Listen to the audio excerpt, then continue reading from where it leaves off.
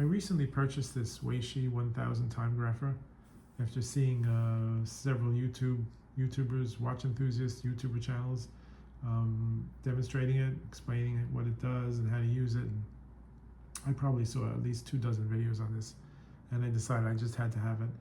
So I got it about 2 weeks ago, and I followed all the advice that I found on YouTube, which was mainly that this piece here is made out of metal, so you want to cover it. Here I've covered it with Scotch tape. Some people use masking tape, electrical tape, foam.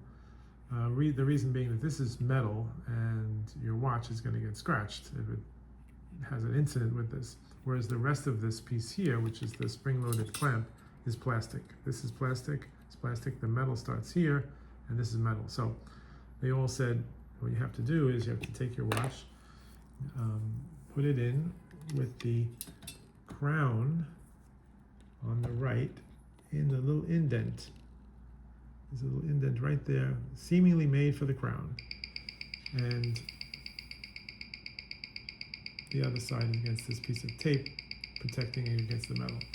And this is a brand new watch. I was having a little trouble with it because I would get kind of readings all over the place. Like, this is not bad, this is settling down, but you see these dots here, these extra dots, that's noise.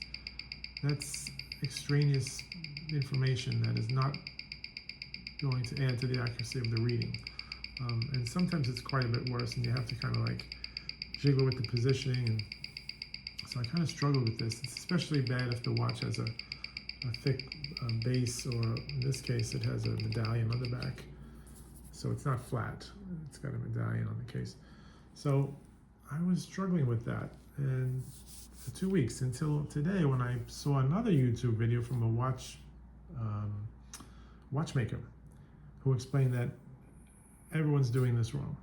Because in fact, on these units, there's no microphone here, there's no microphone here, there's no microphone here. This is the outlet.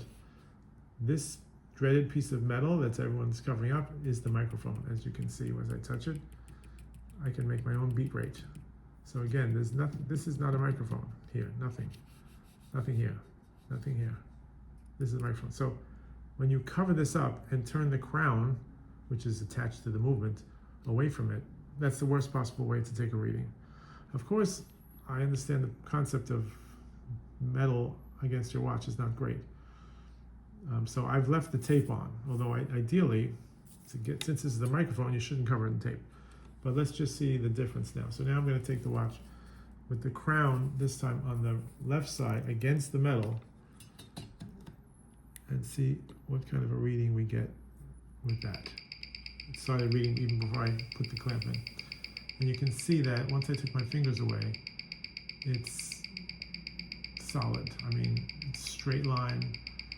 Once it settles down, always when it starts, you get a little noise, but from your touching it. But I mean, this is I haven't never gotten a reading like this before with this watch because I was doing it wrong. So the point is that if you want to get a really accurate reading, you're going to have to put the crown on the left against the metal. You can still tape it. It still works pretty well with the tape, but I did try it with the tape off, and it was even better. I mean, there wasn't even any double lines, all straight lines like this. But even with the tape on, you see the noise is gone. All that extraneous noise is gone. So depending on your tolerance for putting your watch in this way, this is actually the proper way to use a Weishi 1000 Timegrapher.